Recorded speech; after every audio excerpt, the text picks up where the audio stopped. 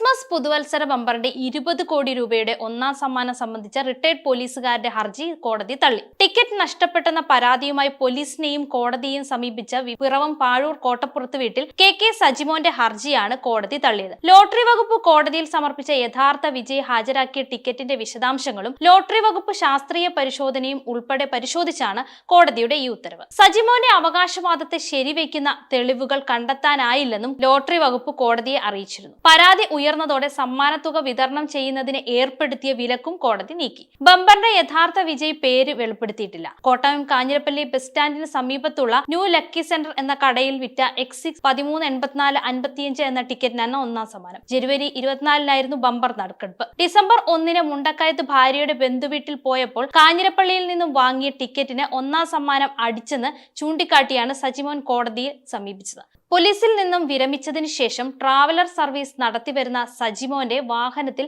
ശബരിമലയ്ക്ക് പോയ വിശാഖപട്ടണം സ്വദേശികൾ നെയ്പാത്രം വണ്ടിയിൽ മറന്നുവെച്ചു. താൻ വാങ്ങിയ ടിക്കറ്റ് ഈ പാത്രത്തിനടിയിൽ സൂക്ഷിച്ചിരുന്നുവെന്നാണ് സജിമോൻ വാദിച്ചത്. പിന്നീട് ഈ തീർത്ഥാടകർ ആവശ്യപ്പെട്ട പ്രകാരം നെയ്പാത്രം കൊറിയർ ചെയ്തു. എന്നാൽ ഇതിനൊപ്പം ടിക്കറ്റും അറിയാതെ പെട്ടുപോയെന്നാണ് സജിമോൻ പരാതിയിൽ പറഞ്ഞത്. സജിമോന്റെ പരാതിയിൽ പിറവം പോലീസ് കൊറിയർ സ്ഥാപനത്തിൽ പരിശോധന നടത്തിയിരുന്നു. ടിക്കറ്റ് പരിശോധിക്കാനും തട്ടിപ്പ് കണ്ടെത്താനും ലോട്ടറി വകുപ്പിന് നിർദ്ദേശം നൽകണമെന്നാവശ്യപ്പെട്ടാണ് സജിമോൻ ഹൈക്കോടതിയെ സമീപിച്ചത്.